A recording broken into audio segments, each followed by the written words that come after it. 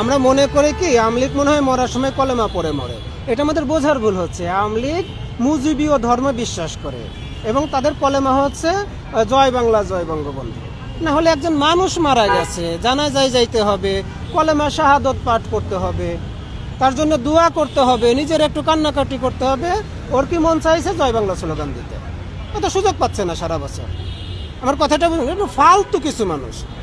আপনি দেখেছেন ওই যে আমাদের যে চট্টগ্রামে একজনকে ফাঁসি দেওয়া হয়েছিল, সালাউদ্দিন কাদের চৌধুরী, ওনার তো জানাজাটাও ঠিক মতো পড়তে দেওয়া হয় নাই। আমরা আওয়ামী লীগের আমলে অনেককেই দেখেছি জানাজাটাও ঠিক মতো পড়তে দেওয়া হয় না। ঠিক আছে, আপনারা যে জয় বাংলা স্লোগান দিয়ে মনে মনে খুব খুশি হচ্ছেন, আমরা কিন্তু সামনের দিনগুলোতে আওয়ামী লীগের কেউ মারা গেলে আমরা কিন্তু আর জানাজাও করতে দেব না, ওই জয় বাংলা জয় বঙ্গবন্ধু বলে মাটিতে কিন্তু পুঁতে রাখবো। তখন ভালো লাগবে?